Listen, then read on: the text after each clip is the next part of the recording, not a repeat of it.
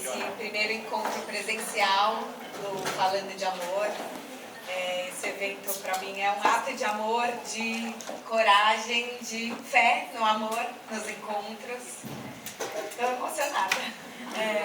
Eu acredito muito que amor é conexão. É isso, a gente sentar do lado de uma pessoa que mora na outra cidade e falar, cara, a gente tem o mesmo trabalho e de repente a gente está dividindo a vida. Para mim, amor é isso. Hoje é dia dos namorados, mas que seja um dia do amor. Que a gente possa virar para a pessoa que está do nosso lado e fazer um elogio e perguntar como ela chama e estar presente. É uma honra e um privilégio ter cada um de vocês aqui comigo. Que a gente possa levar esse amor para todos os dias da nossa vida. E eu acho muito simbólico a gente começar esse dia do amor falando de revoluções de amor próprio e autoestima. Porque a gente guarda o amor para o par romântico, né? E o amor próprio parece meio a série B, né? Já que não tem, deixa eu me virar aqui. E não é sobre isso. Então, queria trazer a Clara, o Pedro, a Berta e a Ana. Gente, sintam-se à vontade. O espírito é sala de casa, então assim, sentem no chão, no colo dos amigos, peçam drinks. Se vocês quiserem perguntar coisa no meio, perguntem. A ideia é a gente se sentir em casa. Bom, então muito obrigada, vocês quatro, por estarem aqui nessa mesa maravilhosa para a gente falar de revolução de amor próprio e autoestima. Então, como eu estava falando, eu acho que a gente ainda coloca o amor próprio nesse lugar do... cuide do seu... Eu odeio essa frase, gente. Cuide do seu jardim, que as borboletas aparecerão, né? Não espere que alguém te traga flores. Cuide do seu jardim, que as borboletas aparecerão. Porque pra mim é isso. Não, daí a hora que a borboleta vier, é que você vai ser feliz, real oficial. Cuide do seu jardim pra ele ser maravilhosão, gente. Não, né? Com ou sem borboletas. E acho que a gente também entrou num mundo onde a gente está produtivizando a autoestima. Então, seja a sua melhor versão, e você pode mais, você tem que se desenvolver, às vezes vira uma autoopressão, porque a gente coloca o amor próprio na condicional, né? Eu vou me amar quando eu me bancar, quando eu emagrecer tantos quilos, quando eu conseguir aquele emprego, quando, e aí eu ralo pra caramba pra fazer aquilo, e acho que eu tô apostando em mim, enquanto isso eu tô miserável. Então, pra gente falar desse amor próprio desromantizado possível, trouxe essas 4 pessoas maravilhosas e eu queria que vocês se apresentassem. E eu falo muito no canal de abraçar o nosso próprio caos, porque também eu sinto que às vezes o amor próprio, a autoestima tem essa coisa de olhe suas qualidades, se valorize. E pra mim é a gente abraçar também os nossos lados não instagramáveis. Então já na apresentação de vocês, primeiro vocês podem fazer aqui, colocaria na bio do Tinder, e eu queria que vocês já dividissem um caos, assim, o que eu não colocaria na minha bio do Instagram, o que é um caos meu, para eu já dividir, para a gente já colocar aqui as nossas neuroses na roda e os nossos caos. Quem quer começar? Olá, gente, eu sou Clara Fagundes, eu sou pesquisadora, sou especialista em gênero, em cultura, em mídia. E, bom, eu sou criadora de conteúdo, eu crio conteúdos educativos, feministas, e eu tenho toque, então por isso que eu vim rapidinho sentar aqui desse lado, porque eu tinha que estar desse lado especificamente. Então já começa com esse caos aí. Boa tarde, eu sou Pedro Henrique Francis, sou jornalista, roteirista e diretor. O que eu colocaria na minha bio do Tinder? Bom, o que está hoje, né? Ele não, quem sabe você sim. Eu não colocaria. Eu acho que colocar coisas demais fica criando uma exigência, eu acho que já começa daí, né? Você tem um formulário de tudo que você quer e deseja, idealiza, e não se permitir se surpreender. É uma coisa, quando eu vejo aquelas bios assim, com a vida inteira, eu falo, nossa, beijo, vai pra direita. Fala pro seu analista. Exato.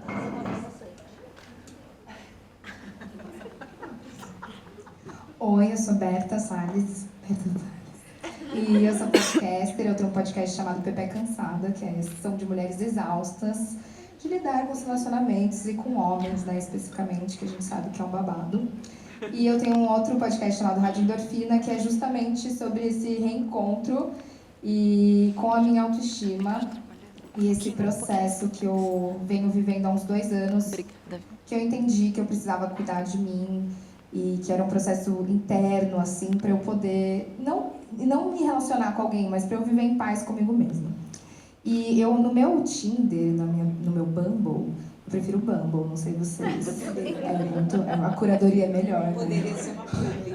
Poderia. Já tentei várias vezes, eles já me passaram várias vezes. Difíceis, né? A gente está sendo jogada para a esquerda. Fica aí, né, a dica. E no Bumble eu não coloco nada na minha bio. Eu coloco, tipo, o meu arroba do meu Instagram e eu deixo um pêssego.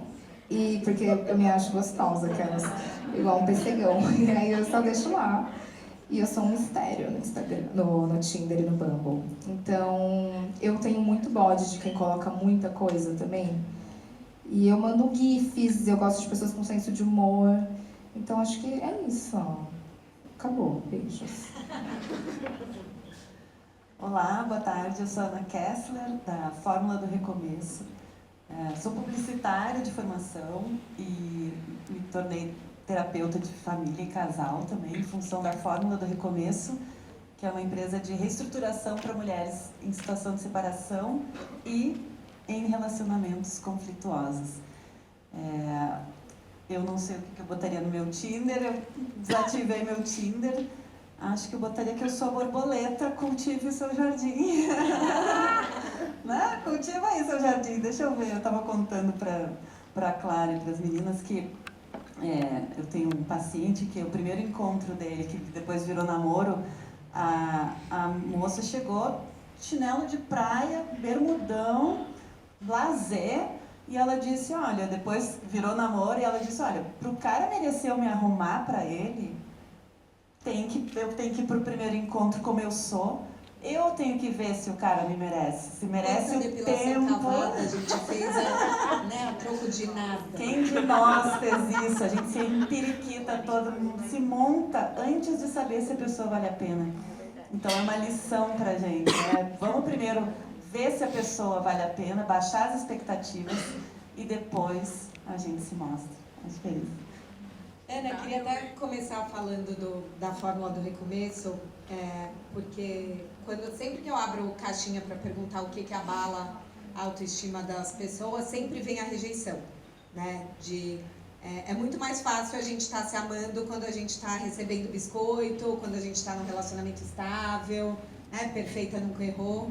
E de repente, quando a gente está nesse processo de divórcio e num processo litigioso, não só você tem que lidar com o luto daquela relação, mas muitas vezes a pessoa é muito mais cruel com você, né? Então eu queria que você contasse um pouco o que você sente das mulheres que você trabalha, aonde que a autoestima é destruída nesse processo de quando a gente se desliga do outro, como é que a gente já se desligou da gente, o que você vê que a gente deixa ir embora, assim, dessa eu acho que uma das maiores dores, não só das mulheres que se separam, mas em geral, mesmo dentro de uma relação, é quando você perde a identidade. Quando você se mescla de tal maneira com o outro, ou com as demandas, ou com o que esperam de você, e você se perde de você. Você não sabe mais quem você é, do que você gosta. E acaba que essa desconstrução do seu eu vai te deixando num lugar frágil, em que você não consegue mais saber quem você é, quais são as minhas qualidades, o que eu posso, o que eu não posso, quais são as minhas escolhas. Você vai se desconstruindo num grau que você se anula. E essa é a maior dor, e é o nosso trabalho de maior empenho, é resgatar a autoestima através da reconstrução dessa identidade, tanto de homens quanto de mulheres. Os homens também, eles se desconstroem, às vezes por tentar agradar a mulher, achar que a mulher não espera algo dele, então ele tenta ser aquilo para a mulher e ele se perde dele. E quando a gente conhece alguém, a gente gosta da pessoa pelo que ela é, né? E as relações muitas vezes acabam porque ao final são duas pessoas totalmente diferentes daquele começo. E por que a gente faz isso? Essa questão, como a gente não faz, como não fazer isso? Como olhar todo dia no espelho e saber quem você é? A gente é, na verdade, um somatório, né? Quem somos é um somatório de tudo que fomos. E é isso, né? Você olhar para trás e quem do que você já foi, o que você gosta de você. E se orgulhar de quem você é, porque eu acho que você olha, quando você tem essas grandes quebras, então uma separação, ou você é demitido, ou você tem uma briga com uma pessoa muito querida, você começa a duvidar de você, né? E aí, para falar desse amor próprio possível, eu queria perguntar para vocês o que já tirou a autoestima de vocês do prumo, porque acho que também tem essa coisa de, gente com a autoestima bem construída, bate-cabelo tá ótima. E não é assim, né? Por mais que a gente leve pra terapia, divã, tem umas coisas que mexem nos nossos calos. E acho que é importante a gente falar sobre isso. Então, eu queria saber de vocês o que tira a autoestima do prumo, o que já tirou e como vocês fizeram pra reorganizar isso. Quem tem o microfone? Fala você. Eu vivi um relacionamento abusivo em 2014. De 2013 até 2015. E eu sempre fui uma pessoa muito comunicativa, gostava de cantar, gostava de falar, tinha muitos amigos. E meu ex-namorado se apaixonou por mim por conta disso, tecnicamente. Só que ao longo do desenvolvimento da relação, ele foi me apagando. E ele começou a sentir ciúmes de tudo aquilo que eu era.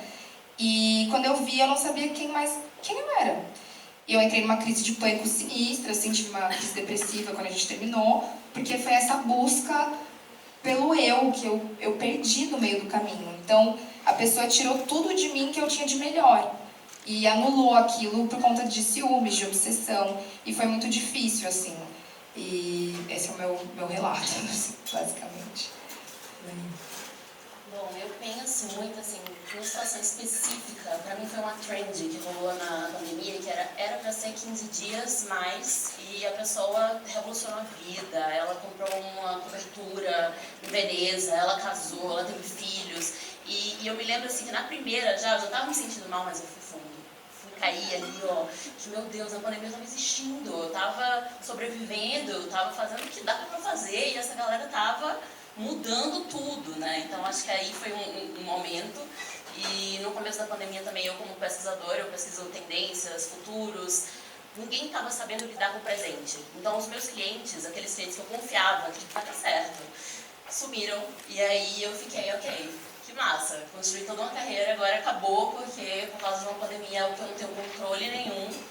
E eu acho que esses foram os 2 momentos, mas que eu fiz, eu foquei na criação de conteúdo e terminei o ano faturando muito mais do que antes, só como pesquisadora, porque foi isso, eu tinha que me organizar, então eu vou ser minha chefe, vou acordar 8 da manhã, vou fazer toda uma rotina aqui, seguir. O esforço deu resultado, pra mim foi assim, eu me ocupar foi o que me resolveu nesse momento que eu tava, tipo, não vale nada. Porque construir essa carreira pra nada. E acho que terapia, né, gente? Terapia sempre, assim. Terapia porque me salvou, terapia. Eu não tenho muito como não politizar um pouco essa questão, porque a gente vive num país extremamente machista, num país racista, num país homofóbico, num país capacitista, num país extremamente homofóbico e transfóbico. Então, para você começar a se amar, né, quando a gente pensa em autoestima, esses corpos dissidentes, eles vêm de um acúmulo de violências muito grandes durante muito tempo da vida. Eu sou um homem gay, sou uma pessoa com deficiência. Demorei muito para começar a me aceitar e me libertar de todas as violências que eu sofri desde da escola, onde eu nem sabia o que era exatamente preconceito. Então eu acho que para mim, passa por uma questão da gente decolonizar um pouco o nosso olhar e nossos afetos, né? Então, com quem você se relaciona? Qual é o tipo de padrão que você se relacionou ao longo da tua vida? Eu acho que tem quando a gente fala, né, você precisa se amar para conseguir amar alguém. Para mim foi muito difícil começar a me amar, porque eu tinha... pensar na possibilidade de amar, para mim, já era uma coisa muito distante, né? Porque Eu não era a pessoa na escola escolhida para dançar, ou não era a pessoa da balada que era paquerada, enfim. E fora tudo isso, ainda tinha um armário ali que eu ia guardando, né, me trancando, porque a gente vive numa sociedade homofóbica, uma masculinidade tóxica terrível, e que vai te aprisionando e fazendo você não ter amor próprio, ter vergonha de você. Então, eu acho que passa por uma questão de a gente se pensar enquanto sociedade também, para quem a gente observa ou destina esses afetos, para quem a gente olha, que padrão é esse que a gente foi doutrinado a despertar os nossos desejos, os nossos afetos. E eu digo que meu amor próprio, ele veio a partir do momento que eu me senti, de fato, desejante. Porque até então eu desejava, mas desejava só para mim. Então, eu acho que tem uma questão de a gente começar a pensar um pouco nessa diversidade, representatividade. É isso, é o bom humor, que tipo de pessoa que está te atraindo, por que você tem... Várias pessoas que obedecem um padrão de perfil de relacionamento, que você fala, bom, você está realmente procurando o amor ou você está procurando especificamente um padrão, um ideal que te ensinaram, que faria você se amar ou, enfim, cultivar esse amor próprio.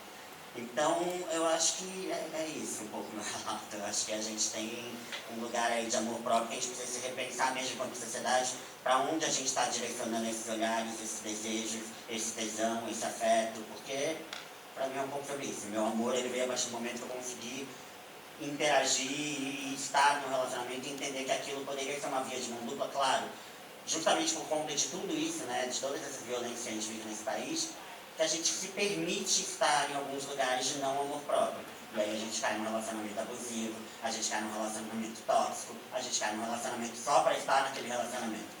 Então é isso, é esse equilíbrio, né? Como é que a gente vai equilibrando esses pratinhos de se sentir desejado, mas, enfim, lembrando que a gente não depende, não está aprisionado àquela pessoa, nem pode se deixar levar por aquele relacionamento.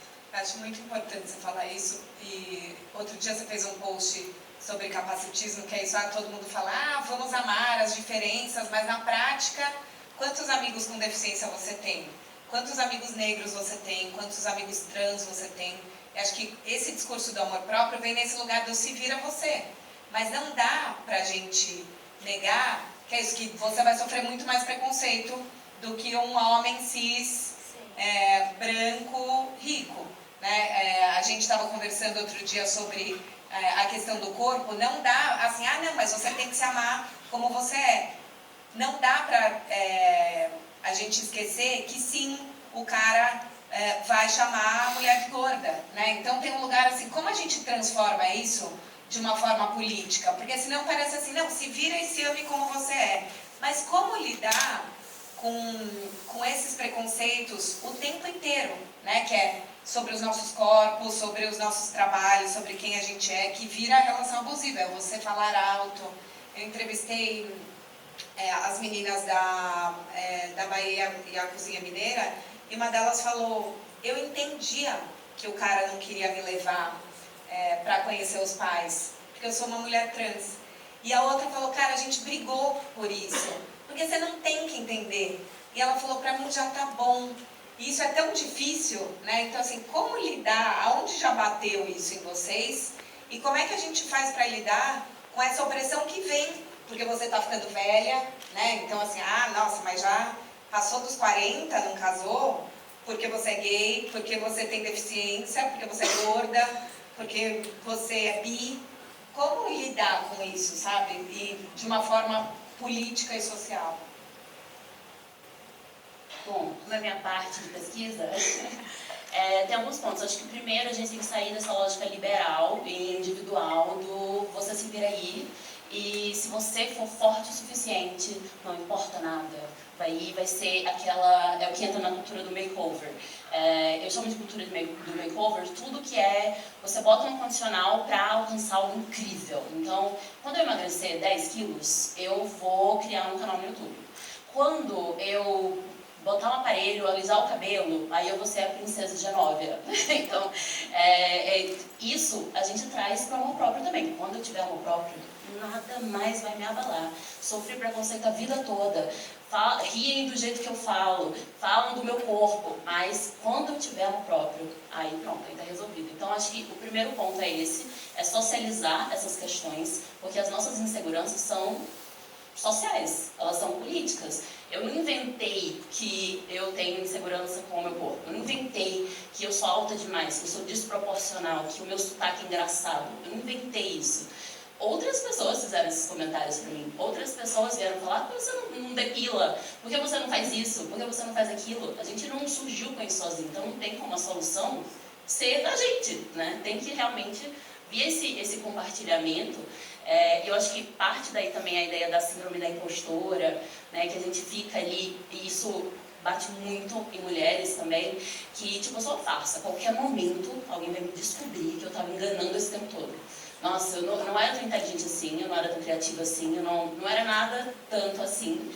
E quando a gente começa a ver outras mulheres, tipo, eu converso com Carol, eu acho Carol maravilhosa.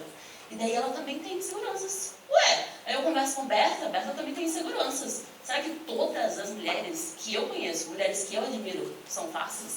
E homens também, né? Exato, e homens, todas as pessoas. Exato, então será que está todo mundo enganando? Ou será que a gente pode socializar essas inseguranças e trocar e abrir aqui, né? Então, achei muito importante o que você falou, é muito importante politizar essa conversa e tirar desse lugar do se vira aí, resolva e dane-se o mundo. É quase cruel, né? A pessoa vira pra você e fala assim, mas por que você não se ama? Olha pra você, você é linda.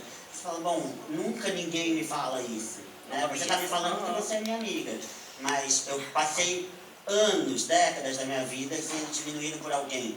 Então é isso, né? Seja você uma mulher, seja você uma pessoa gorda, seja você uma simples, seja você uma pessoa preta, você passou algum histórico de violência que fez você se sentir inferior. Então, e quando a gente fala dos homens, né, a gente precisa falar da masculinidade tóxica, porque a quantidade de amigo meu hétero, por exemplo, que vive hoje um grande dilema, coitados, de tentar, né, desconstruir esse lugar, porque é isso, assim, são pessoas que vêm de educações, meu pai era super careta, super conservador, filho de militar.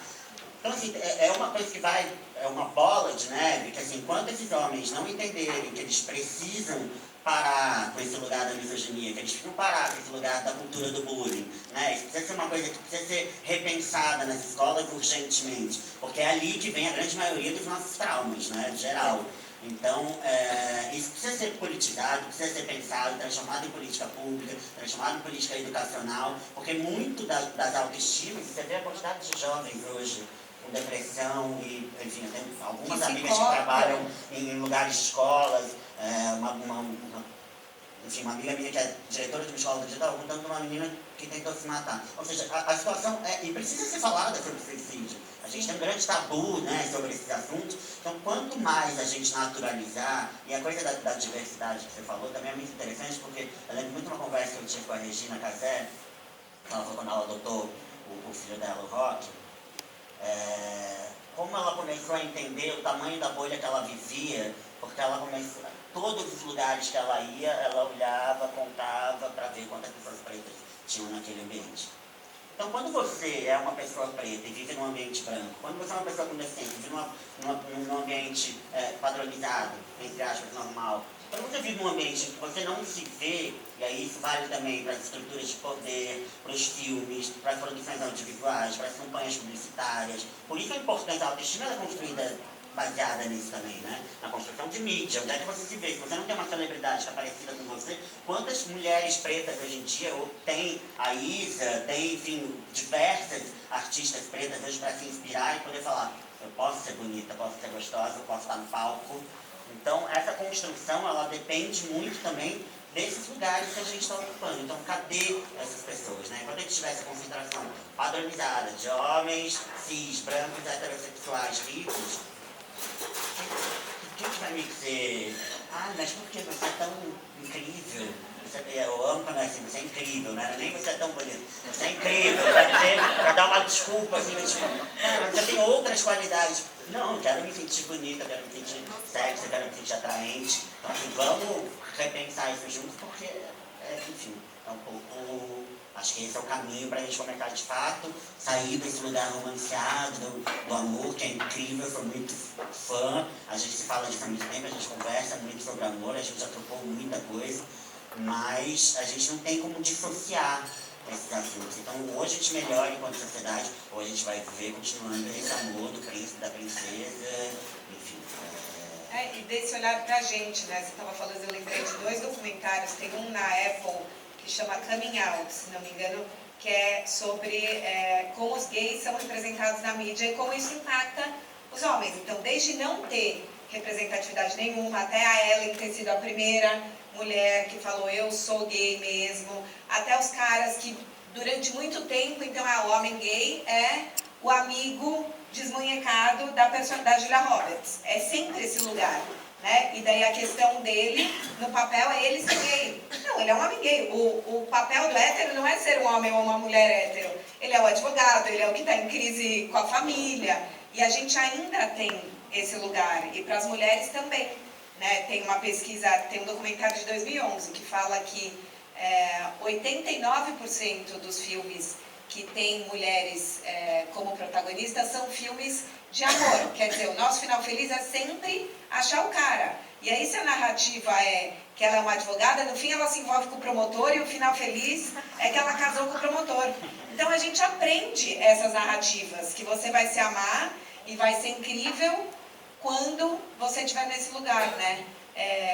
Vocês já se sentiram patinhos feios? E que outros mundos vocês foram se conectar para sair desse lugar? Que eu acho que, por exemplo, a gente está aqui hoje, é esse movimento, sabe? Deixa eu ir num domingo, sentar do lado de gente que eu não conheço, conversar sobre coisas, porque às vezes tem amigos da escola que a gente ama, mas que sempre vão fazer a piada homofóbica, ou que vão sempre perguntar para você, mas está saindo com alguém? Né? Outro dia eu entrevistei a Valesca Casanello, ela falou que o sonho dela era fazer uma viagem para a África, num lugar que era super difícil de ir, que tinha uns bichos incríveis, né? Que ela passou anos economizando para ir. Quando ela voltou, a primeira pergunta foi, conheceu alguém? Ela falou, cara, olha o lugar que eu estou tendo o privilégio de conhecer, vocês não me perguntam da cultura, do safari, daquele país, se eu conheci um homem. Então, se você queria saber se vocês já sentiram isso e como sair desse lugar do patinho feio, encontrando outros cisnes, que acho que também deve ser muito o trabalho que você faz com essas mulheres, né? Eu queria falar um pouco do outro lado também, que é por exemplo, eu sou gaúcha, publicitária, né? Estudei na faculdade, fiz faculdade de comunicação. Então, no Sul é um lugar muito conservador. Gays, você não encontra gays sem ser os gays que mostram. Você não encontra homem que gosta de homem. E eu morei 3 anos em Nova York e eu trabalhei 1 ano num bar gay. Era um bar gay. E chegavam 2 homens de uma mesa, 2 homens, oi, tudo bom? Uma mesa para 2, e aquilo ficava assim, eu ficava, mas como assim? Era tão diferente para mim aquilo. Como assim, um homem e outro homem, mas nenhum desmunheca, mas como? E quebrou para mim uma crença limitante que eu tinha de que gay era gay. Preconceito, total. Mas é do ambiente, é isso que ele estava falando. Você vive numa bolha e se você não cruza a bolha, você não precisa ser a pessoa discriminada para se interessar pelo assunto, para sair da sua bolha. E foi só lá que eu consegui enxergar um ser humano homem que deseja o outro ser humano homem. Eu precisei ir para fora do país para conseguir enxergar isso. Porque na minha cultura, se existia, não se mostrava, porque não existe espaço para esse jeito de ser. E lá existe um bairro, o Chelsea, que era um bairro onde homens gostavam de homens. E eu achei aquilo tão sensacional, um universo onde pessoas podem gostar de quem elas quiserem.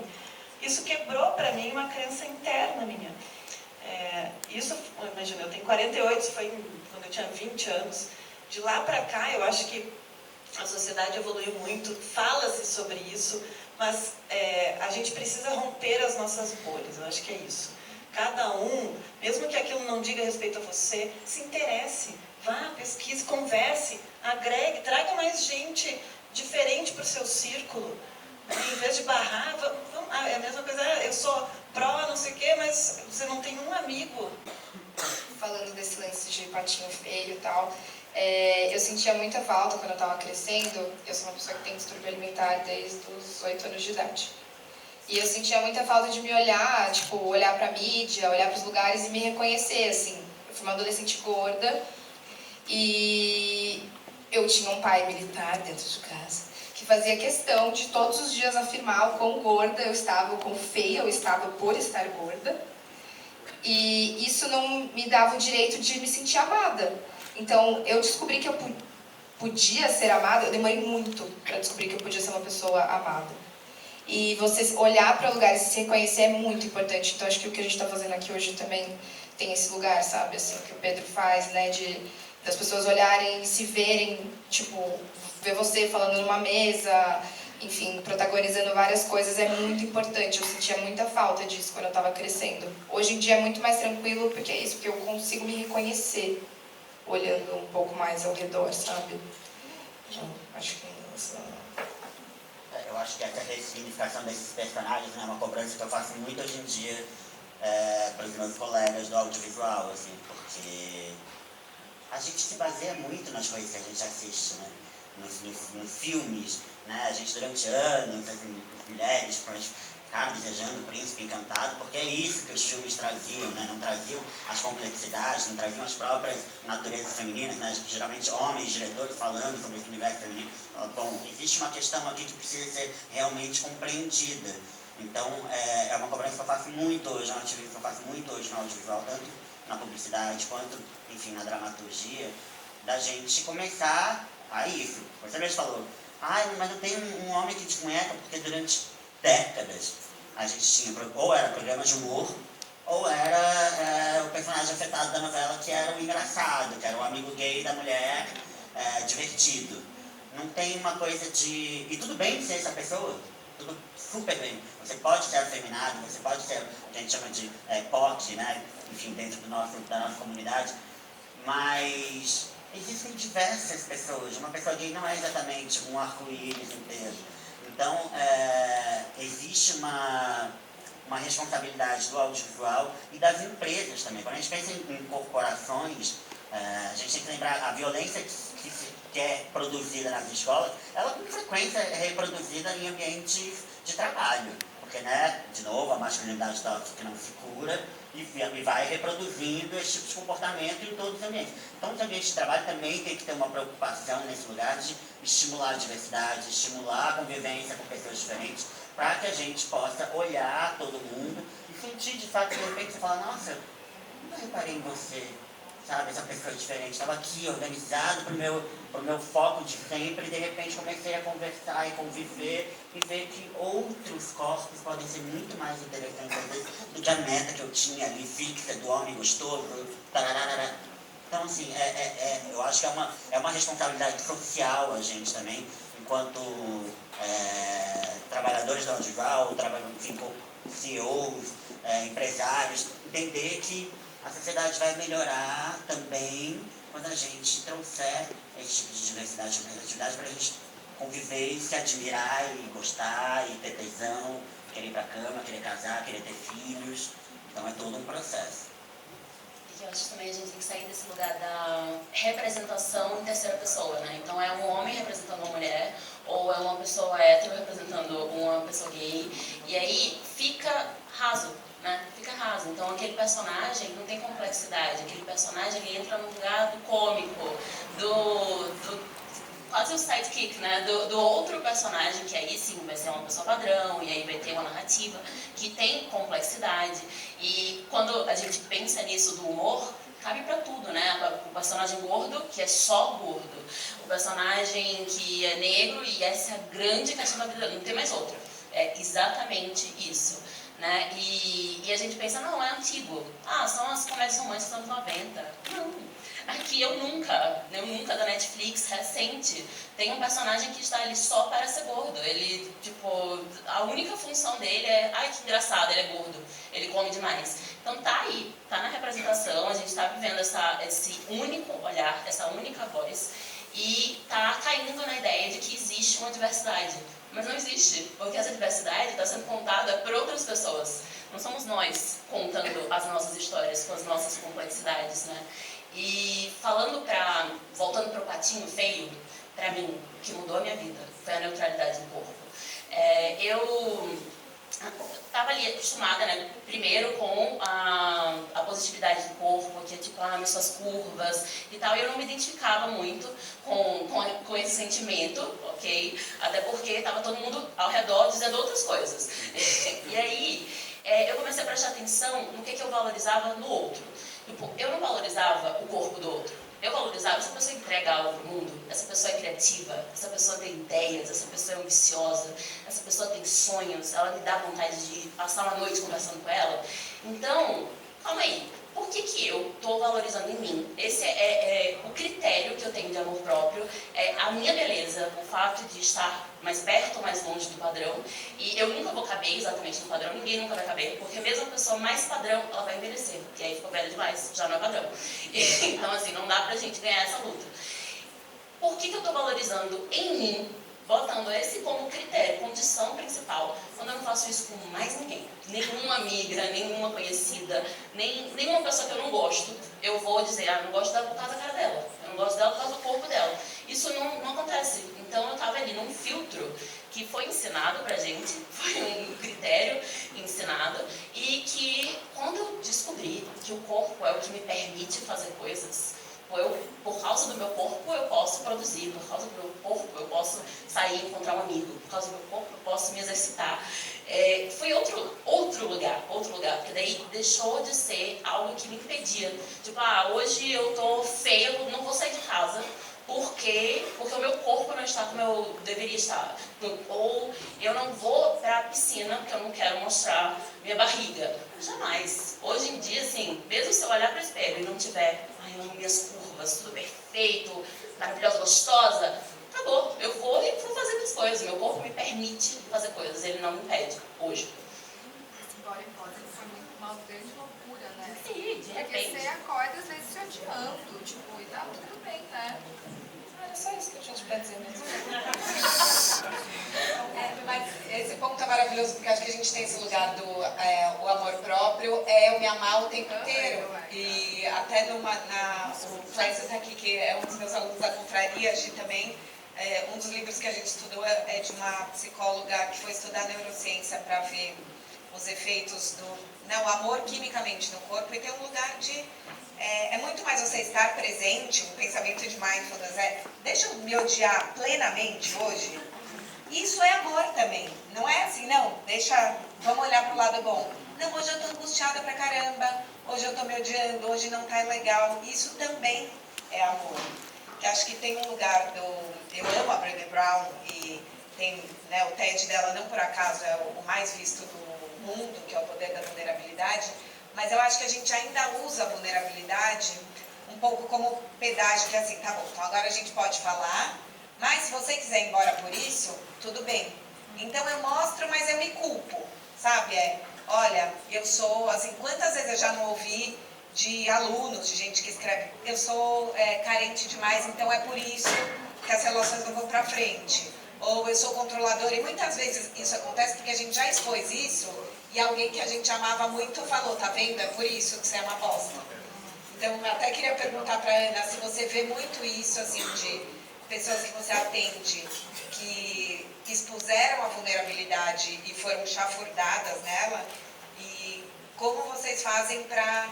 Se vocês conseguem ou não, porque pra mim isso é difícil pra caramba também. Olhar a vulnerabilidade e só falar, é isso, gente, assim, bom, sou meio louca, tenho transtorno alimentar, sou ansiosa. Sem falar, sou ansiosa e desculpa por isso, porque eu já vejo que eu vou no desculpa por isso, e daí isso também não é, né, o se amar. Acho que as características que a gente tem, a gente escolhe qual que a gente quer expor, qual que a gente deixa ali como dardo, né, para os outros nos lançarem. E quanto maior a nossa autoestima, menos você permite que o outro te detone. Que é uma coisa que a gente estava conversando ontem. Só te dói o que te atinge. Se a pessoa te xinga, te fala alguma coisa que você mesma não acredita, você diz, você é feia, tá, obrigada, na sua opinião. Se você não se acha feia, aquilo ali passa batido. Mas o problema é que a gente acredita, porque a gente aprendeu assim, né? Então é difícil também não acreditar. Porque na verdade a autoestima, ela não é um lugar que a gente chega, né? Não é um lugar, agora eu tenho autoestima. É um lugar que você constrói no dia, é um exercício. Vai na academia 3 meses, para 1 mês para ver. O que acontece? Volta tudo. Então, a autoestima é um exercício desde o dia que você nasce até o dia que você morre. Você tem que exercitar, se olhar no espelho, se afirmar. E vai ter dias, como você falou, que você vai estar se achando um lixo. Vai dizer, hoje eu não estou bem. E tudo bem, você se acolher também é um sinal de amor com você mesmo. Você se pegar no colo. É assumir que aquele dia você não está bem. Mas é um exercício, é se olhar todos os dias e não só se olhar no espelho, mas olhar para dentro e dizer o que eu posso melhorar em mim, o que eu posso melhorar para mim, por mim. É como correr uma corrida contra você mesmo, você não está competindo com ninguém. Então a gente todos os dias tem que olhar para as nossas qualidades e o que a gente não gosta na gente e pensar, como é que eu posso melhorar isso? Vou fazer um curso então? Talvez, pode ser. Vou sair da minha bolha para ver como é que as pessoas vivem fora daquilo. O que eu vou fazer por mim para eu me resgatar? A gente estava conversando sobre tem um exercício que a gente dá na Fórmula do Recomeço, que tem a ver também com a anulação dessa identidade, que é quando você está num grupo de amigos e alguém diz assim, vamos pedir uma pizza? A gente diz, vamos. O que você quer? Tanto faz. Quantas de nós respondemos, tanto faz? Tanto faz não, peça qualquer sabor, peça calabresa. Tudo bem se pedirem mozzarella, mas se posicione, porque no momento em que você diz para o universo que qualquer coisa serve para você, é isso que você vai receber em troca, qualquer coisa. O que você quer, o que você gosta, posicione-se para você. Pode ser até que naquele momento não escolha o sabor que você quer, mas você tem que ter essa postura de o que eu gosto, o que eu quero, quais são os meus quereres, os meus não gostares, o que eu não gosto, o que eu não aceito. E isso é um exercício que vai desde a pizza até você dizer não pro seu namorado quando ele quiser sair e você não quiser. Às vezes você vai só porque é para não deixar ele sozinho. Deixa ele sozinho. Vai você sozinha. Ou ao contrário, você quer sair com seus amigos e o namorado quer ir junto, ou a namorada quer ir junto. Você diz, olha, desculpa, hoje eu quero sair só com os meus amigos. Você tem que botar um limite, mas isso passa por você saber o que você quer para você. E isso é um exercício diário, que tem a ver com a autoestima e tem a ver com isso também. Você sabendo o que você quer e quem você é e do que você gosta, é mais desafiador para alguém te colocar para baixo, porque você vai se solidificando, você vai se moldando, você pode até mudar depois. Olha, eu não gosto mais disso, mas para saber do que você não gosta mais, você tem que saber do que você gosta. Sempre tem esse trabalho dentro da gente o tempo inteiro. Eu acho que tem uma questão aí, eu concordo totalmente, mas tem uma questão que é do julgamento do não, né? As mulheres, elas são socializadas para serem boazinhas, para elas dizerem sim. Eu, por exemplo, no meu aniversário de 15 anos, foi a última vez em que eu fui boazinha. Eu lembro que eu convidei pessoas e eu me vi numa mesa em que eu não ligava para um monte de gente, porque se eu não chamar fulana vai ficar triste. Porque não sei quem é namorado, não sei quem tem que ir também. E eu olhei ali naquela mesa e eu fiz, nossa, eu não ligo pra essa galera. Então nunca mais vou fazer isso. E durante toda a minha adolescência, durante toda a minha vida adulta até hoje, isso sempre foi mal visto. Sempre foi aquela coisa que quando você chega no trabalho novo, alguém te chama e fala, olha, eu acho que é melhor você ser mais suave, ser mais delicada. Mas isso é muito pra mulher, né? Se a mulher se posiciona e bota os limites dela, ela dizer mais sim, tal. Então, eu sou a pessoa que devolve incômodo, na moral. Eu devolvo demais. Eu lembro assim, logo nos meus primeiros trabalhos, eu estava numa mesa, tinha um monte de paulistano num período de eleição, que eu acho que é o período mais intenso de xenofobia, assim, e tinha colega meu que sabia que eu sou sergipana, falando que o nordestino é burro, porque o nordestino é burro, o nordestino é preguiçoso, o nordestino não sabe votar, não sei o quê, blá blá blá. Deixei falar. Quando terminou, ele falou, mas você sabe que eu sou nordestina, né? E aí ele virou pra mim e falou assim, mas você é diferente. Eu fiz, eu sou diferente. Achando que é um elogio. Muito obrigada. Ele tava esperando você falar assim, obrigada, pareço paulistana, né? Então minha família é burra, minha família não sabe votar, meus amigos, mas eu sou diferente, muito obrigada. E daí ficou aquele climão. Mas eu deixei o silêncio falar. E isso é algo que a gente tem que se acostumar a bancar. bancar esse climão e devolver os incômodos. Porque o normal é isso, o normal é o que nos faz. Eu sou a pessoa que vai, tipo, vamos pedir pizza? Não gosto de pizza. Assim, não gosto. Vamos pedir outra coisa, vamos entrar num senso aqui comum, mas é estranho. Sempre é estranho. Sempre é algo que, por exemplo, em determinado momento, numa amizade nova, eu vou ter que falar, olha, eu sou a pessoa que fala o que quer. Então, se eu estou falando algo, eu estou falando especificamente a verdade. Você pode também fazer comigo, porque eu não quero que você vá obrigado no rolê porque eu te chamei. Não, tudo bem, você não quer, não chama outra pessoa que quer. Né? Então, eu, pensando assim, namoro, como eu não moro daqui, né, meu namorado era daqui, eu viajava pra ver minha família e sempre me perguntavam, mas seu namorado deixa? Tipo assim, seu namorado deixa? Meu namorado é daqui, meu namorado tem uma família para visitar. Eu vou porque eu quero, porque sim, eu não preciso do meu namorado para viajar.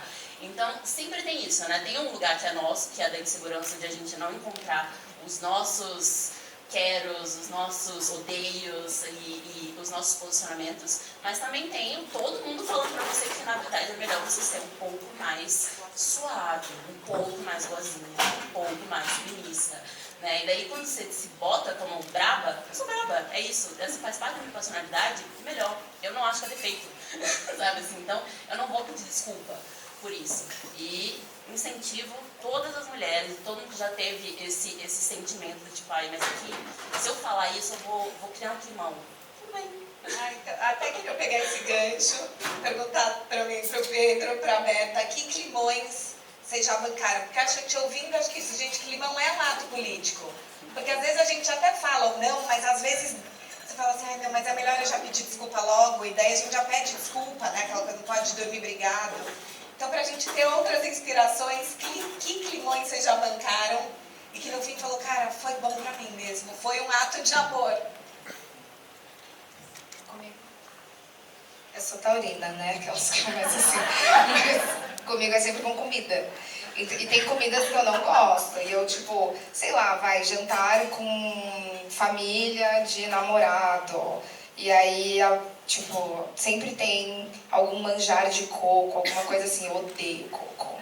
E aí me oferece, e eu falo na moral, assim, tipo, olha, eu não gosto de coco, e fica um climão, mas acho que isso é de boa até, né? Mas eu falo e eu banco o meu não gostar.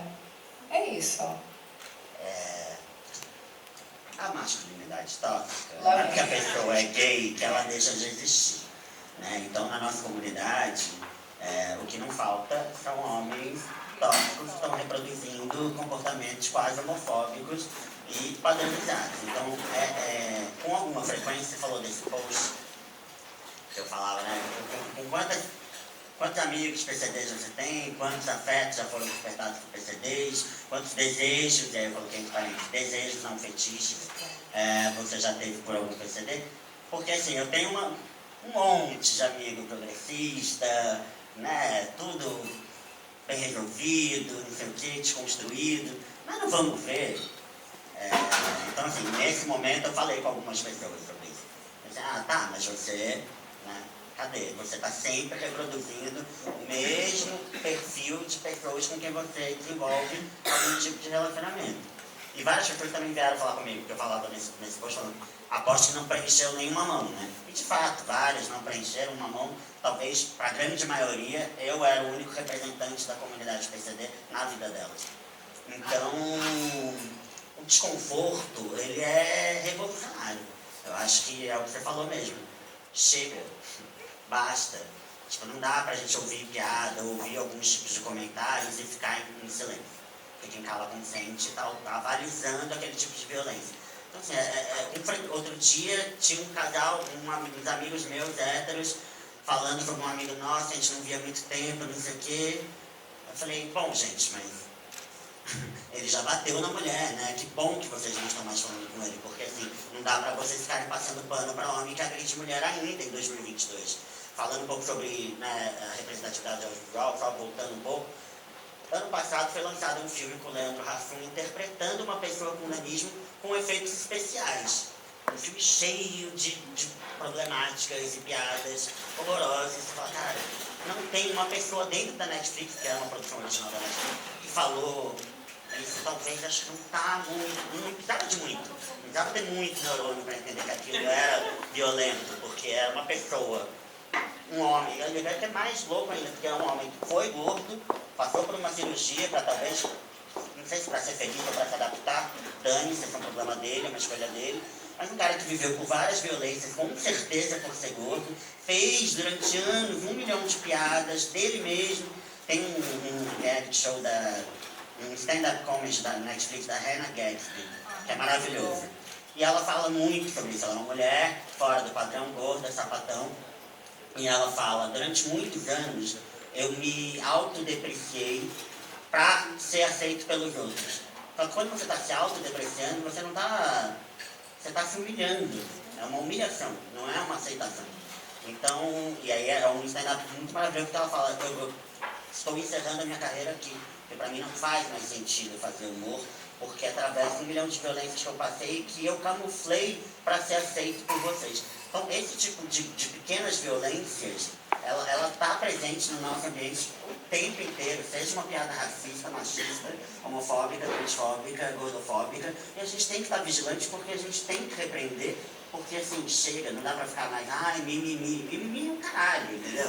As pessoas que passaram por isso, elas estão carregando traumas, até traumas de uma vida inteira. Eu estou até agora aqui, tirando na análise, na terapia, e, né, nessa roda de conversa, mas assim, queria ter passado por tudo isso? Não. Então, eu acho que a gente precisa se ajudar enquanto comunidade, aí entra a coisa dos aliados, porque a gente precisa de fato assim, estar vigilante, principalmente roda de família, sabe? Eu tenho história assim, de Natal de piadas homofóbicas e gordofóbicas e racistas. Você fala assim, cara, como é que pode? E aí a gente fica aceitando ou perdoando porque aquela pessoa é mais velha. Desculpa. Todo mundo aprende a mexer no WhatsApp em 2 minutos. Não vai aprender que não pode fazer um tipo de piada porque, eu vivi a minha vida inteira e isso era normal. Tá, nunca foi normal, o que você fazia era péssimo. Então, assim, tenha consciência disso e pare. E aí, mas a vida está perdendo a graça, o politicamente correto. Não, seja mais inteligente, tem humor muito bem feito por aí, que não violenta ninguém e faz a gente rir. Então, assim, não é sobre isso. E eu acho que tem que parar de criminalizar o politicamente correto, porque ele está aqui para tornar a gente uma sociedade melhor, inclusive mais engraçada e mais inteligente. Você falou da autodepreciação e eu operei muito tempo nessa chave também. Então, é assim, antes que alguém vá falar de mim, é melhor eu já até fazer piada. Né? Eu até queria perguntar para a Beta, porque a Beta é uma pessoa que funciona muito na chave do humor também, né? Então, vamos dar a risada vamos rir da desgraça, que eu acho que eu acho maravilhoso, mas eu já me peguei nesse lugar de tá me desmerecendo o tempo inteiro. Então, era desde... Por exemplo, quando eu era criança, as pessoas falavam que meu nariz era nariz de porco. E daí eu já falava, eu inventava umas histórias, eu falava, sabe o que é que eu sou?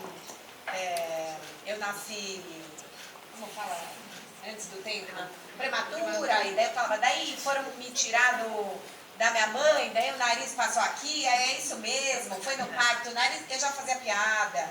Eu fazia piada do cabelo. Eu falo, por exemplo, eu sou super dos rituais. Eu já falo assim, eu sou a louca dos rituais. Acendo a vela. Não, eu sou dos rituais, gente, tudo bem. Mas eu já me coloco pra baixo, porque assim, se o outro achar que é uma loucura, eu já tô falando que eu sou a louca dos rituais. Então, o quanto o humor, ele salva, porque às vezes assim, cara, vamos, já que hoje eu falar não virou romance, vai virar pauta. Mas o quanto às vezes ele se volta contra a gente. Você já sentiu às vezes, tipo, puta... O tempo todo, na verdade, assim. Eu cresci com a minha mãe falando para eu usar o humor como uma ferramenta para justamente não passar por opressão e para sair por cima das situações. Porque começa tudo porque meu nome é Berta. E aí, no colégio, era a porta aberta, perna aberta, não sei o quê. E aí, isso, tipo, eu ficava muito irritada. E aí, minha mãe falava, como você pode contornar isso? Contorne com humor. Só que eu levei isso muito a sério na minha vida, eu acho. E acabou que virou uma armadura, assim, pra mim. E hoje em dia eu penso, não, eu vivi essa situação de merda, vou falar mesmo, não sei o quê. Mas, na verdade, tá me machucando, mas eu uso como uma armadura pros outros rirem e gerar conteúdo, sabe? Então eu acabo caindo muito nesse lugar na minha vida. E eu ainda acho muito difícil, é uma questão da análise, por sinal. que eu tenho dificuldade, assim, de me mostrar vulnerável e acabo usando como proteção, assim, o humor. É complicado. Não sei pra vocês como. Eu lembro até, a gente estava conversando aquele dia no Bom de Óbvios, que você falou, putz, eu sempre caio na friend zone. E eu me coloco muito nesse lugar também. Outro dia eu falei para umas amigas, eu falei, não, mas eu sou amiga legal. Porque eu já aprendi que era isso. Eu tinha as amigas bonitas, eu aprendi que eu era amiga legal, que ia fazer piada. E ela falou, mas por que você se coloca nesse lugar? E ele fica, né? Que lugares, que caixas eram suas que vocês se colocavam e que vocês falaram, chega, agora eu vou mandar essa...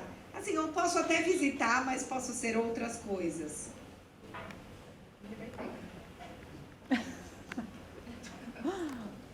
É engraçado perceber que por trás disso existe uma coisa de sempre querer agradar, né? A gente, no fundo, a gente faz tudo isso porque você quer a aceitação do outro. Então você se deprecia para já criar um caminho da aceitação.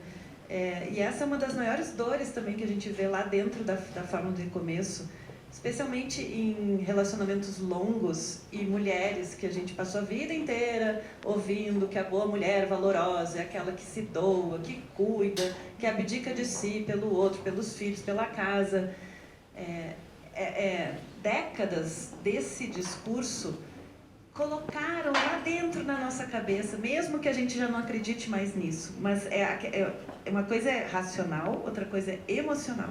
Então a gente sente, e o sentir te impulsiona, e quando vê você já tentou agradar, porque você está doutrinada que esse aí é o caminho, que você é mulher, mas não é uma coisa consciente.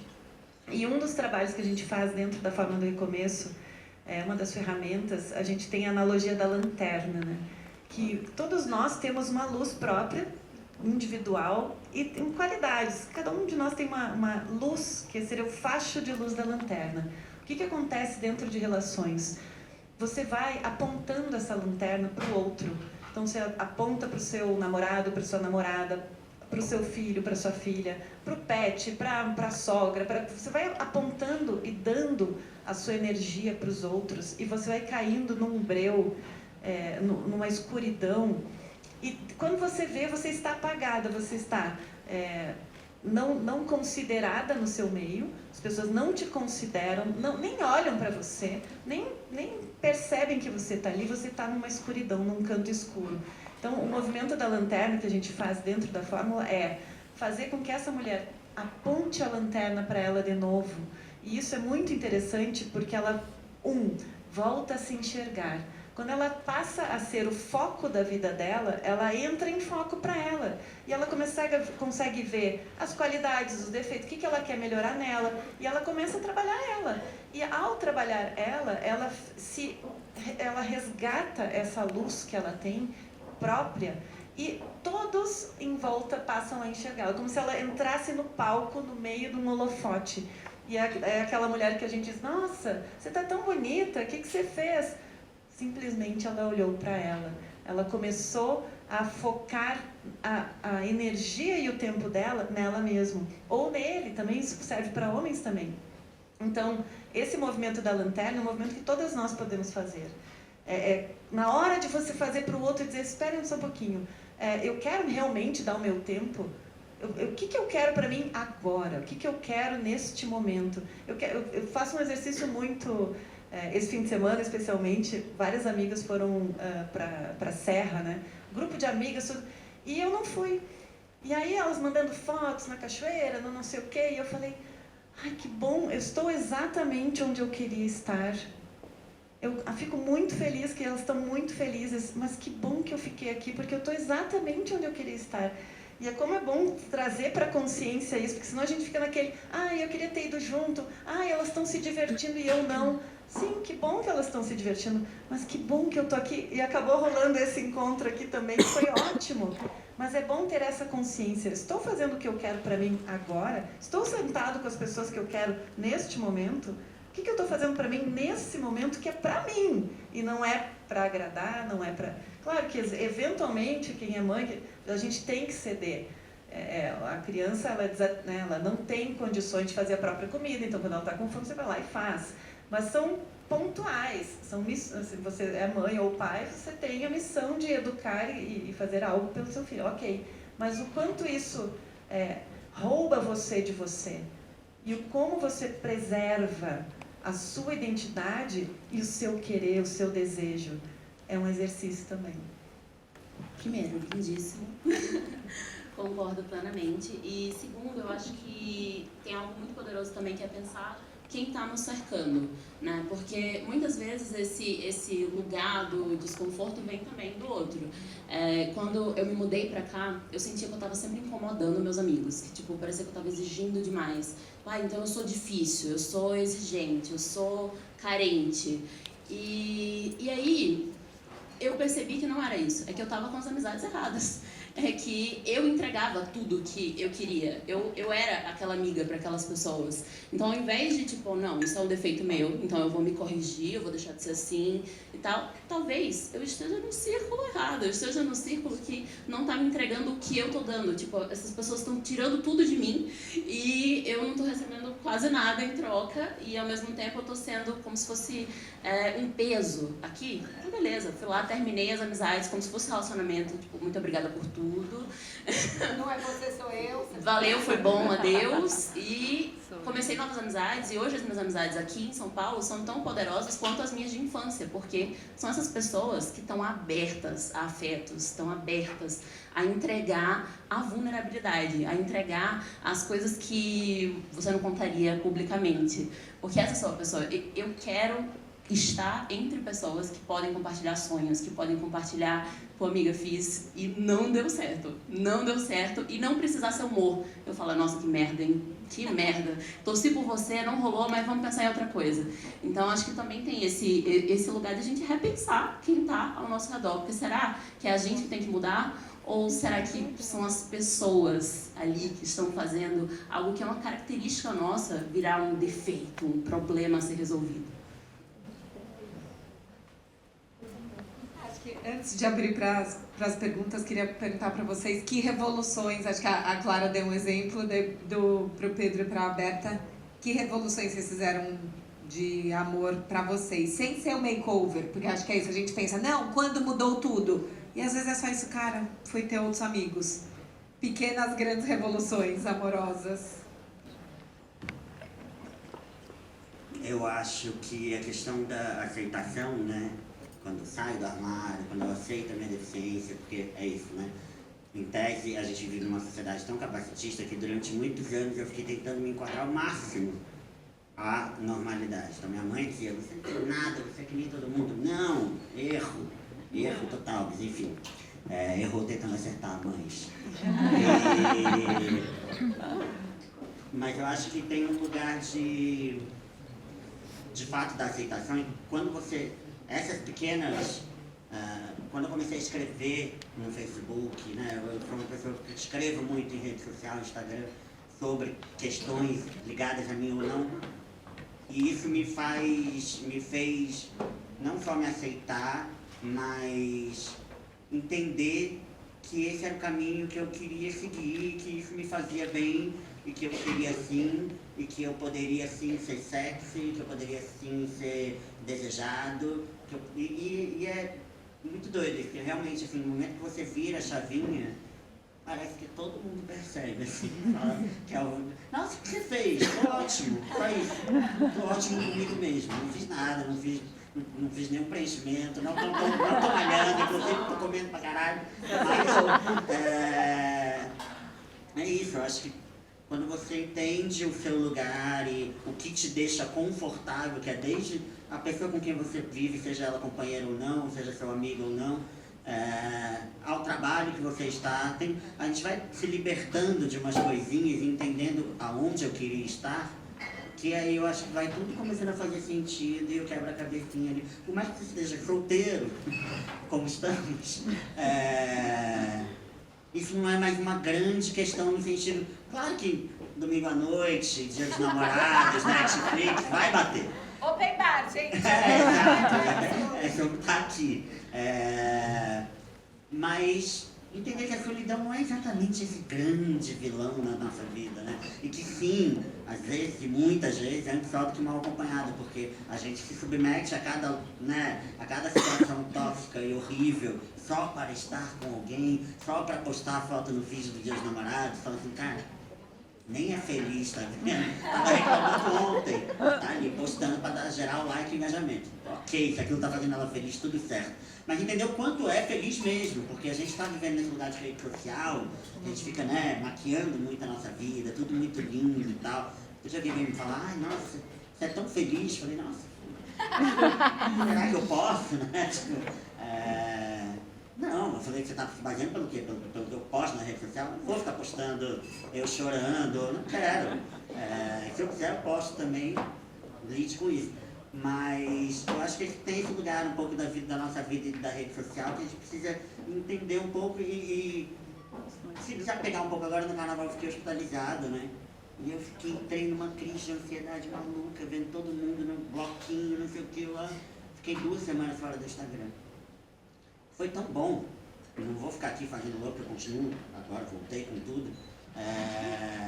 Mas é bom a gente viver menos a vida dos outros, assim, ou pelo menos viver mais a vida dos que se importam com a gente, com quem a gente realmente se importa. A gente fica muito nessa coisa de stories, acompanhando o reality show particular da vida dos outros, e esquece de viver a sua própria vida. Às vezes eu ficava 2 horas na cama antes de levantar e fazer alguma coisa pra mim, e já estava assim, 2 horas vendo a vida dos outros e não fiz nada pra mim ainda aquele dia. Então tem uma coisa também de, tipo, quanto você está dedicando tempo a você, né? E não aos outros, ou para mostrar aos outros, né? Fazendo 20, 30 stories do seu dia inteiro para ter um comentário, ter um coração, ter um... Então assim, eu acho que e aí falando de amor próprio e revolução, eu acho que é um pouco isso, assim, se aceitar, viver menos a vida dos outros, ficar menos ansioso com a vida dos outros e se relacionar com pessoas, né, positivas, não é? Tem a positividade tóxica também, não é só, a vida é linda, não é, porque a vida não é linda, a vida é cheia de imperfeições, como somos também. Então é aceitar que a vida não é mil maravilhas, nem a gente, e tá tudo bem. Eu acho que essa foi uma das minhas revoluções. Posso contar? Tinha um namorico, não era nem namorado, porque ele era de Porto Alegre, então bota aí 20 anos atrás. Mas cada vez que ele ia pro Rio e que a gente se encontrava, eu me amava tanto. Eu me amava, a presença dele me fazia eu me amar. E aquilo me botava num estado de paixão, mas não era necessariamente por ele. E foi a primeira vez na minha vida que eu me amei com alguém. E aí eu mandava cartas para ele, eu escrevia, eu te amo, porque eu me amo quando eu estou com você. E isso para mim foi uma revolução. A partir daquele namoro, que nem durou tanto assim, todo e qualquer namoro pra frente eu pensava, estou me amando com essa pessoa me faz me amar, porque às vezes a gente se joga num relacionamento, você gosta da pessoa, você bota ela num pedestal, mas e você? Naquela relação, você está feliz com você? Está se gostando? Tá bom pra você? Quando a pessoa não tá com você, tá lá na casa dela, você tá sozinho em casa, aquilo ali às vezes te gera angústia. Você está angustiada dentro daquela relação, ou porque a pessoa não dá um sinal de vida, ou porque fez alguma coisa, e aquela relação não te faz bem. E a gente, mas eu gosto da pessoa, mas você se gosta com a pessoa? Para mim foi assim, um divisor de águas, essa relação que acho que ele nem sabe disso, que ele foi tão importante para mim, mas ele foi um divisor de águas no jeito que eu me entrego às novas relações. Uma coisa que marcou muito pra mim, assim, foi depois que eu tive esse relacionamento abusivo, eu entrei numa crise de pânico seríssima, assim, e tive que procurar um psiquiatra, terapia, tudo. E aí eu entrei num processo que era meio que um autorresgate que eu fazia. Como eu tinha esquecido totalmente quem eu era, eu não fazia ideia de onde buscar. E aí eu começava a escrever pequenas coisas num diário, assim, é um negócio super idiota, mas... E aí eu escrevia no diário, assim, quem eu era. Tipo, hoje eu fui assim, assim, assado. Eu sou uma pessoa querida porque eu sou carismática. Tratei sabe? Tipo, umas coisinhas muito pequenas, assim. E é uma coisa que eu faço até hoje. Quando eu sinto que eu tô desconectada comigo, ou que eu tô colocando uma relação num patamar que não devia estar, e eu me esqueço, eu vou lá, pego o meu caderno e falo, não, vamos resgatar você. volta, que o que importa aqui é você estar bem. E é óbvio, né? Isso não funciona todos os dias, não é uma coisa, não é uma fórmula mágica, nem nada, mas é um processo de autorresgate, que às vezes eu fico, tipo, quando eu olho, assim, pego uns cadernos antigos e olho, é muito louco de ver a evolução e como isso me reconectou comigo, assim. Então, Queria agora abrir para perguntas, se alguém quiser fazer perguntas, colocações.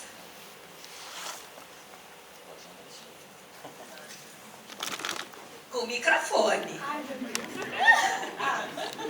Desde o Rio para cá é uma honra. Eu queria fazer um comentário sobre as falas da Ana, sobre separação, recomeços e tal. Eu vivi um relacionamento de 7 anos, fui casada, morei junto, enfim, tudo que, né? Tudo que eu poderia fazer eu fiz. Só que eu fui vítima da pandemia. Só que como eu estava até comentando com as meninas antes de começar o evento, já tinha um tempo que eu queria separar. Porque eu e ele, a gente entrou numa simbiose. Então a gente meio que esqueceu de quem a gente era, das pessoas que a gente era, da pessoa que ele era, por quem eu me apaixonei, da pessoa que eu era, quando ele se apaixonou por mim. Então a gente entrou numa simbiose que a gente se machucava muito. Só que ele sempre... eu sempre fui muito presente. Eu acho que a mulher, ela tem essa coisa mais de buscar ajuda quando não está se sentindo feliz e tal. E aí eu comecei a fazer terapia. E dentro da terapia eu fui e decidi não, eu preciso separar. E aí a gente separou. Ele, hoje em dia, ele saiu da pessoa que não gostava de praia e só queria ficar no computador o dia inteiro. Hoje em dia ele é surfista. E eu comecei a sair da pessoa que sempre namorou a vida inteira para ser a pessoa que pega e um dia decide que vai vir para São Paulo num evento sozinha. E passeia sozinha, eu viajo o Brasil inteiro sozinha e tá tudo bem, sabe? Então, era só uma colocação que eu queria fazer, né, sobre as falas da Ana, sobre se reinventar, sobre esse start, né? Essa coisa de eu ter percebido que eu posso fazer qualquer coisa sozinha.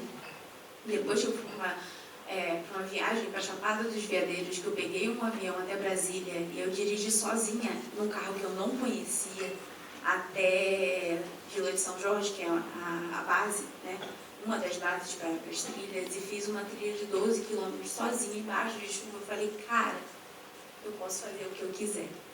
Então, precisou esse relacionamento terminar. Era um relacionamento que eu gostava, talvez ele foi o grande amor da minha vida. Terminar para eu descobrir que tudo que eu sou capaz. Não que ele tenha feito coisas que me fizessem, né, não me diminuir. Não, ele sempre buscou, ele sempre me estimulou muito a fazer tudo que eu queria fazer. Mas, infelizmente, dentro de um relacionamento tem coisas que a gente acaba não fazendo, né? E apesar dele ter sido o grande amor da minha vida, teve que acabar para a gente se tornar pessoas melhores. É isso.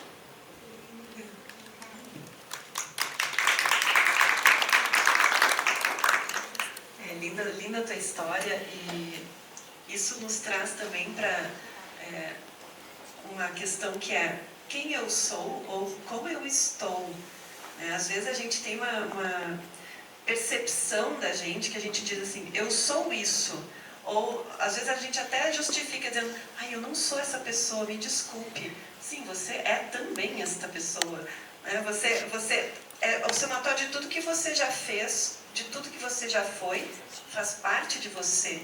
Pode ser que você não queira perpetuar aquela atitude, ou aquele jeito de ser, ou você, por não gostar de alguma característica sua, queira mudar.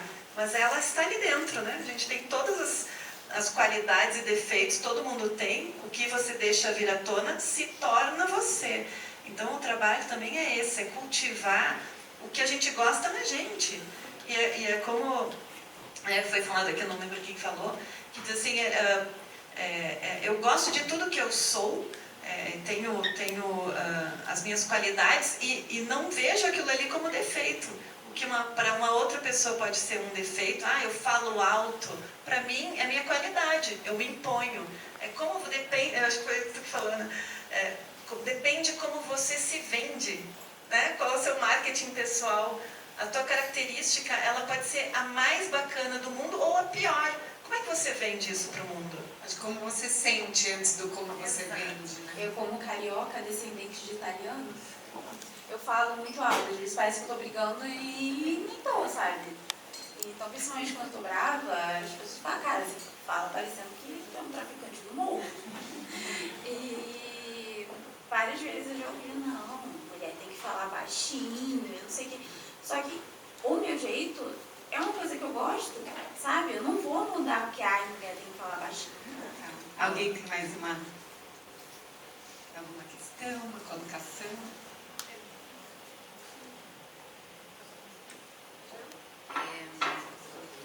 Eu acho que a gente vive numa sociedade que é bem narcisista.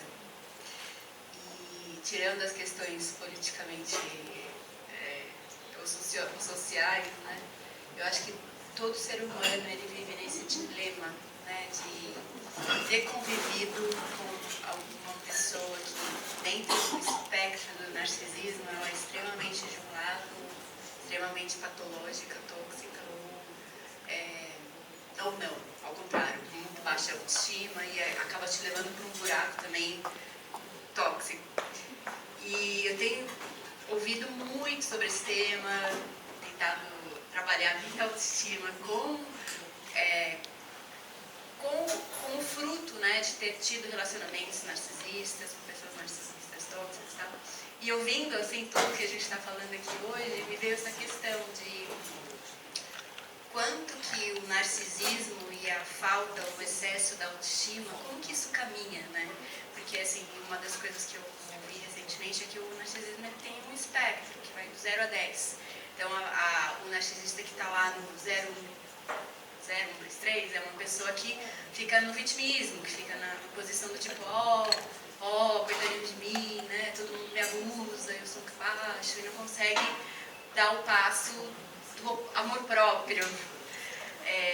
O que está no 4, 5, 6, de repente é a pessoa que tem um equilíbrio entre, tipo, não, uma coisa ruim aconteceu pra mim, mas eu consigo ir pra pôr a minha voz no mundo, eu tenho, né, consigo falar, não, eu não quero uma pizza de qualquer coisa, eu quero uma pizza de calabresa. E tem os patológicos, né, que o 7, na verdade, foi interessante, que é uma pessoa que até tem um pouco de narcisismo, um pouco já mais autocentrada, mas quando alguém chega e fala, poxa vida, você não está me enxergando, a pessoa reconhece o erro e fala, putz, vou começar a te enxergar mais. E tem o extremo, 8, 9, 10, que já vai para uma linha realmente bem tóxica, até patológica, sociopata e tal. Então, assim, como eu tenho olhado para esse tema e para o tema da autoestima, estou tentando fazer uma correlação aqui na minha cabeça, justamente disso, o quanto que também um excesso de autoestima pode ser alguma coisa que também não é tão legal assim para a coletividade, para uma convivência humana, né, que você acaba até perdendo também a sua humanidade, né, que eu vejo todas essas questões políticas, sociais, uma questão humana. Poxa vida, é humano você respeitar alguém, é humano você reconhecer o outro, é humano você não agredir, violentar, né? Então, assim, o quanto também o excesso, né, da autoestima ou a falta da autoestima vão para esse paralelo, né, de quanto você também fica muito no vitimismo, do tipo, eu sou a coisa, ou sou o agressor, né? Então, como dosar, como encontrar esse paralelo, né, de você realmente buscar uma dose de autoestima que ela é salutar, que ela é benéfica, que ela não é nem tóxica para você, nem para ninguém com quem você vai interagir. Porque eu concordo, a gente tem que saber quem somos, se colocar no mundo, estar presentes e nos amarmos, mas a gente também tem que ter cuidado com o próximo, a gente também tem que ser humano, a gente não pode negligenciar esse ponto, né? Então, a minha dúvida é essa, assim, a questão é qual a relação, né, entre o narcisismo e a autoestima e o quanto um excesso de autoestima ou a falta de uma autoestima também pode ser tóxica. Acho que ela pode super ser tóxica. Agora eu vou fazer formação em psicanálise. Até a Carla está aqui, psicanalista, que já vem para a nossa próxima mesa. E, bom, Freud fala que todos somos narcisistas, né? Então, acho que a gente primeiro tem que tomar cuidado, porque hoje em dia a gente chama todo mundo de narcisista, né? E se você for pensar, tem pesquisas que assim, 1% da população só tem transtorno de narcisismo. E hoje em dia a gente está chamando muitas pessoas de narcisistas e talvez banalizando o termo. E acho que tem uma questão que é sair do próprio umbigo, tanto para o menos quanto para o mais. Porque tem um conceito, até fiz um vídeo no canal disso, do narcisismo reverso, que é a gente pensa o narcisista como o grande pavão. Mas a pessoa que fala, a culpa é minha, eu nunca sou escolhida, e que está nesse lugar da vítima, isso também é uma tentativa de controle. Porque se o erro está comigo, se eu mudar, logo esse cara vai voltar para mim. E na verdade, às vezes não é sobre você, né? Ou se eu mudar, o emprego vai vir. E não é sobre você. Então, eu acho que a gente deveria trabalhar o amor, eu acredito muito em equalizar o amor próprio, o amor do outro, o amor como conexão, é aqui. Porque às vezes eu sinto também que a gente reclama que as relações não estão recíprocas, mas é porque elas não são espelho, sabe? Então assim, será que a pessoa é narcisista mesmo ou ela pensa diferente de mim? Será que eu não tenho que poder falar não e bancar um climão? Isso é a pessoa ser egoísta ou não? Então eu acho que se colocar sempre em relação, entender que as pessoas não vão responder da forma como eu espero, isso não significa que eu estou certo ou ela está errada, sabe? Porque eu sinto que a gente também está simplificando a coisa, que é, assim, as pessoas não estão disponíveis. Elas não estão disponíveis ou não estão à sua disposição? Ai, se fosse eu não faria isso. Mas não é você. Então, você está vendo o outro, como ele opera, quais são as dores? Eu acho que a gente, talvez, para mim, o caminho é a gente sair do nosso umbigo, sabe? Entender que a gente tem os nossos sentimentos, mas a pessoa tem os delas, os traumas das famílias delas, o pai militar dela, e que a gente vai ter coisas em comum. Pronto, as duas têm transtorno alimentar, a gente nem sabia, agora já tem mais uma outra pauta. E coisas diferentes. Então, não deixar isso abalar a nossa posição. Eu acredito nesse lugar, que assim, a autoestima não é você se colocar num pedestal, é você se colocar de igual para todo mundo aqui, olhar no olho assim, e a gente pode discordar, e a gente pode ser diferente, mas somos todos iguais, sabe? Eu acho que às vezes, talvez a confusão seja, não é excesso de autoestima, mas é excesso de egoísmo, né? Uma coisa é uma coisa, outra coisa é outra coisa. Uma coisa é você ter a estima por você e ser uma pessoa gentil e olhar também para o outro, que não tem nada a ver com a sua autoestima. Você pode construir o gostar por você, dar limites de uma maneira amorosa, abrir espaço para conversação e ter uma super autoestima e não ser egoísta. Compartilhar opiniões, fazer todo um movimento. Talvez você esteja confundindo a super autoestima com uma pessoa extremamente egoísta. E aí passa para o ego. E aí o ego é aquela coisa que não deixa o outro ser ele mesmo, e não enxerga o outro, só enxerga a si, quer tudo para si, é tipo um imã, quero para mim, para mim, para mim, para mim. E aí isso não é autoestima, né? Isso é um egoísmo nocivo. Acho que talvez seja, não sei se esclareceu. Gente, muito, muito obrigada. Queria agradecer o Pedro, a Clara, a Ana, a Berta. Roberta? Sem Roberta, sem cor. Eu amo, na bio dela. Eu queria também agradecer, foi ótimo, foi incrível. Acho que isso também é um processo terapêutico e revolucionário. Acho que a gente não pode deixar de acreditar no amor. Acho que ele é foda pra caralho mesmo. Quando você tem encontros como esse, eles realmente revolucionam a tua vida, porque eles fazem você se amar, amando outra pessoa. Eu comecei falando que eu não podia falar de amor sem politizar a questão, e eu não vou encerrar sem politizar também, porque a gente está falando de amor, e o amor é muito revolucionário e muito importante, né? Tem aquele, o amor é importante, porra, e é mesmo. E eu acho que quando a gente está falando de autoestima e amor, a gente tem que pensar que autoestima e amor a gente está dedicando a esse país. Quando a gente tem uma pessoa que se dedica diariamente a discurso de ódio, mentira e raiva, discursos machistas, declaradamente, publicamente machista, racista, homofóbico, todas essas violências que citou aqui, gordofóbico, xenofóbico, vive falando mal do Nordeste, vive falando mal das mulheres, vive falando coisas horrorosas sobre negros e pessoas com deficiência. A gente tem que repensar um pouco que caminho a gente vai dar para esse país, para a gente recuperar um pouco a autoestima de ser brasileiro, que está lá embaixo nesse momento, pelo menos para mim. Então acho que a gente, de fato, tem que pensar no amor sempre como um ato político e que lugar político a gente está dando para ele. A gente tem uma chance de mudar isso agora e a gente precisa, eu acho que mais do que nunca, lembrar que a gente nunca mais pode ter uma pessoa como o Bolsonaro, presidente desse país. Porque hoje eu vi uma pesquisa do Datafolha que dizia, falando no extrato, um pouco sobre como o outro candidato tem muita vantagem sobre mulheres, negros, pobres, com certeza sobre LGBTQIA+, que são sempre ignorados na pesquisa. Isso não é apenas uma preferência político-partidária, isso é um pedido de socorro. Esses grupos estão declarando que eles precisam ser amados, olhados e respeitados, sobretudo, porque nós não somos minorias. Se a gente for juntar, a gente é uma grande maioria. Então, a gente precisa levar o amor como um ato político e necessário e importante para a gente sempre. Obrigado, gente. Vou dar 5 minutinhos só para o xixi, para um drink, já vamos para a próxima mesa. Podemos tirar uma foto?